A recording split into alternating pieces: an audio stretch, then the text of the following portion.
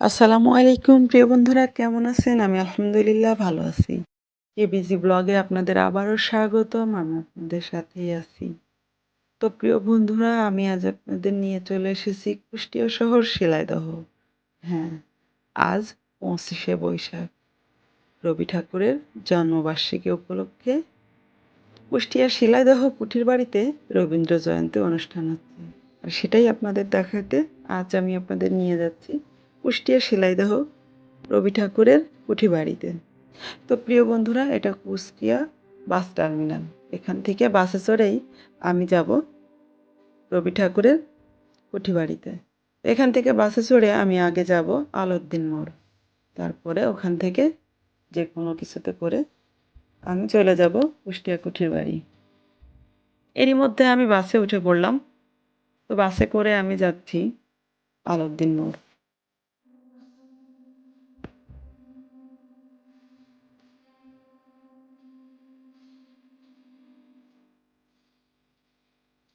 প্রিয় বন্ধুরা এখন যারা আমার ভিডিওটি দেখছেন অবশ্যই ভিডিওটি টানবেন না, না টেনে পুরো ভিডিওটি দেখবেন। রবীন্দ্র জয়ন্তী কুষ্টিয়া কুঠিবাড়িতে কেমনভাবে উদযাপন করা হয় তো সেটাই আমি আপনাদের মাঝে আজকে তুলে ধরব। প্রিয় বন্ধুরা দেখতে দেখতে আমরা চলে এলাম গড়াই ব্রিজ। সামনেই গড়াই ব্রিজ, গড়াই নদী। তো আসলে গড়াই ব্রিজটা অন্যরকম একটা অনুভূতি, মনে হয় যেন খুব পরিচিত, খুব প্রিয় একটা জায়গা এমন মনে হয়। আসলে গড়াই নদীর যে গড়াই একটা কবিতা পড়ছিলাম ছোটবেলায়। তো সেটাই এখানে আসলে বারবার মনে হয়ে যায়। রবি ঠাকুরেরই লেখা গড়াই কবিতাটি। তো এর মধ্যে আমরা গড়াই ব্রিজের উপরে উঠে পড়লাম। দেখেন পাশাপাশি দুইটা ব্রিজ অনেক সুন্দর।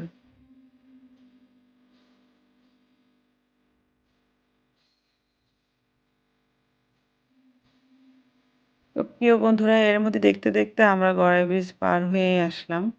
তো সামনেই আছে কুলফি মালাই।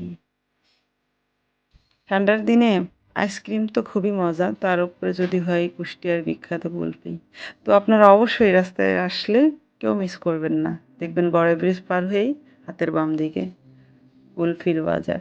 বাজার বললেই চলে, এই যে দেখেন পাশেই আছে। তো অবশ্যই এখানে থেকে কুলফি খেয়ে যাবেন। তো এর মধ্যে আমরা এসে পৌঁছে গেলাম আলাউদ্দিন মোড়। বাস থেকে নেমেই আমি অটো বা সিএনজি যে কোনো একটা কিছুতে উঠেই চলে যাব রবি ঠাকুরের কুঠি বাড়ি। তো এখানে রবি ঠাকুরের জন্মবার্ষিকী উপলক্ষে একটি সুন্দর গেট বানানো হয়েছে। এখানে আলাউদ্দিন মোড়। তো এখান থেকেই আমি অটো বা সিএনজি করে চলে যাব ঠাকুর বাড়ি। তো প্রিয় বন্ধুরা অবশ্যই অবশ্যই ভিডিওটি টানবেন না, না টেনে অবশ্যই আমার পুরো ভিডিওটি দেখবেন। তো আমি সিএনজিতে উঠে গেছি। সিএনজি করে আমি এখন ঠাকুরবাড়ির দিকে যাচ্ছি। এটা গ্রামের রাস্তা। এ রাস্তায় যেতে আরেকটি সুন্দর জায়গা আছে, সেটা হচ্ছে আলাউদ্দিন পল্লী পার্ক। আপনারা অবশ্যই আলাউদ্দিন পল্লী পার্ক দেখে যাবেন।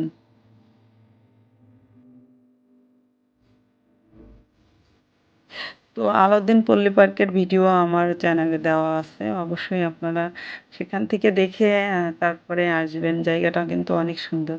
তো এটা গ্রামের রাস্তায়। হয়তো আপনারা তো প্রিয় বন্ধুরা আমি এর মধ্যে দেখতে দেখতে রবি ঠাকুরের বাড়ি চলে আসছি, রবীন্দ্র কুঠি বাড়ি। তো আপনাদের নিয়ে যাব ভেতরে এখন। তো রবীন্দ্র জয়ন্তী উপলক্ষে যে অনুষ্ঠানগুলো হয় মূলত সেগুলা বিকেলে বা একটু সন্ধ্যার পরে খুব সুন্দরভাবে হয়। তো আমি অনেক দূর থেকে আসছি, আমার সন্ধ্যের পরে থাকার এখানে সম্ভব না। তো আমি আপনাদের এই বিকেল সময়টাতে কেমন অনুষ্ঠান হয় তো ততটুকুই আপনাদের মাঝে তুলে ধরবো। তো অবশ্যই ভিডিওটি না টেনে আমার ভিডিওটি পুরোটাই দেখবেন। আর অবশ্যই এখনও যারা আমার চ্যানেলটি সাবস্ক্রাইব করেনি অবশ্যই অবশ্যই চ্যানেলটি সাবস্ক্রাইব করবেন পরবর্তী নতুন ভিডিও পাওয়ার জন্য। তো আমি আপনাদের নিয়ে যাচ্ছি রবি ঠাকুরের জন্মবার্ষিকী উপলক্ষে। আজকে কোনো টিকিট নেয় নাই ভেতরে ঢুকতে। তো দেখেন সবাই কিন্তু অনুষ্ঠান দেখতে আসছে, সপরিবারে অনেকেই আসছে। তা আমিও আ ভেতরে যাওয়ার জন্য চান্স পাচ্ছি না। তো যাই হোক ভেতরে চলে আসছি। এখন এটা ঠাকুরবাড়ি আর পাশেই মঞ্চ করা। তো আমরা আগে মঞ্চের দিকে আপনাদের নিয়ে যাই। দেখাই মঞ্চটা কেমন। এখানে কিন্তু অনেক আ প্রেস থেকে আম সাংবাদিকরা আসছে। এই তো দেখেন এনটিভির সাংবাদিক এরা। তো এদের সাক্ষাৎকার নিচ্ছে। আমি একটু ক্যামেরাবন্দি করলাম এদেরকে। তো আমি এবার আপনাদের মঞ্চের দিকে নিয়ে যাই। মঞ্চটা অসম্ভব সুন্দর করছে।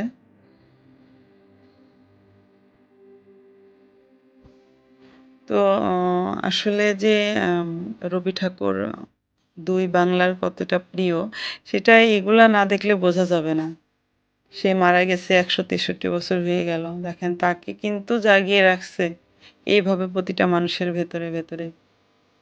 তো উনাকে দেখে আমরা এতটুকু শিক্ষা নিতে পারি যে উনি কিন্তু সময়ের অপচয় করেন নাই কখনো। সময় নষ্ট করেন নাই। যতটুকু সময় পাইছে ততটুকুই কাজে লাগাইছে। মানে একটুও সময় নষ্ট করেন নাই উনি।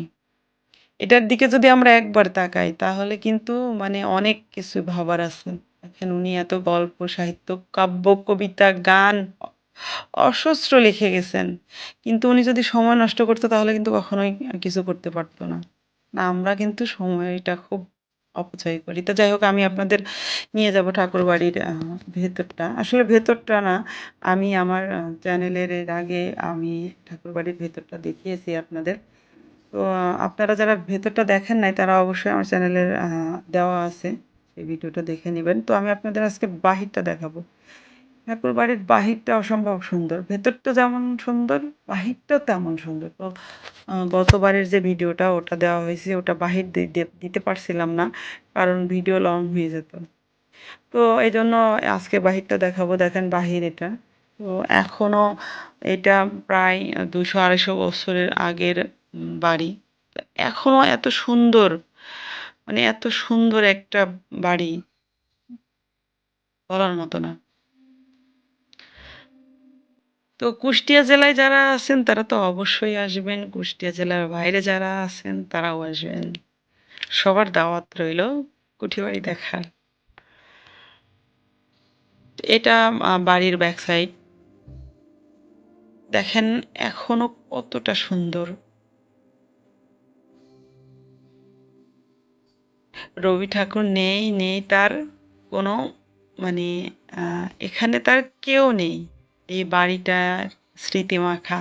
তার ব্যবহৃত খাট, তার ব্যবহৃত আম টেবিল, চেয়ার, সোফা অনেক কিছুই রয়েছে এই বাড়ির মধ্যে।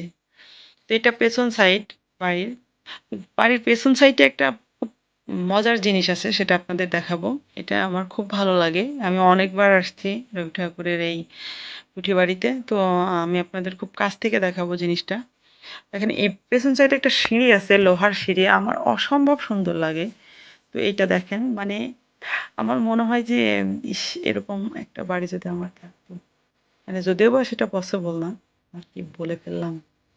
তো এই যে সিঁড়িটা দেখেন মানে এহ কি সুন্দর! যখন তারা মানে দোতলার থেকে পেছন সাইডে নামার ইচ্ছা হতো তখন কিন্তু এই সিঁড়িটা ব্যবহার করত। এটা পেছনের দিকে একতলা এটা। তো এগুলা কিন্তু তালা বন্ধ। শুধু সামনের সাইডটা খোলা আছে। তো এখন অনুষ্ঠান প্রায় শুরুর দিকে। তো আমি আপনাদের মঞ্চে আবার নিয়ে আসলাম। এখন কি এই যে দেখেন ছোট, ছোট আম্মুরা চলে আসছে তাদের অনুষ্ঠানে। তাদের নাচ গান আছে এজন্য চলে আসছে। তো এবার মঞ্চের দিকে আপনাদের নিয়ে যাই। দেখা যাক মঞ্চের অনুষ্ঠান কতদূর।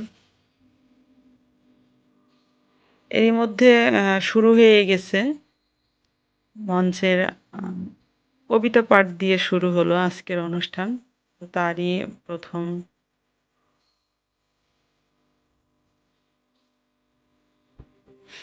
তো প্রিয় বন্ধুরা আমি এতক্ষণ আপনাদের দেখালাম রবীন্দ্র জয়ন্তী কেমনভাবে কুষ্টিয়া কুঠিবাড়িতে অনুষ্ঠানটি কি হয় বা অনুষ্ঠিত হয়। তো আমার কথা কাজের মধ্যে যদি অবশ্যই ভুল হয়ে থাকে অবশ্যই ক্ষমা দৃষ্টিতে দেখবেন সবাই।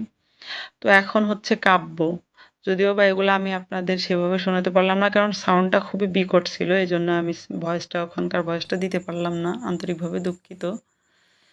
তো আজকের ভিডিও দেখলেন এই পর্যন্তই। আমি বেশিক্ষণ এখানে থাকতে পারব না। এখানে অনেক সুন্দরভাবে উদযাপিত হয় এই রবীন্দ্র জয়ন্তী।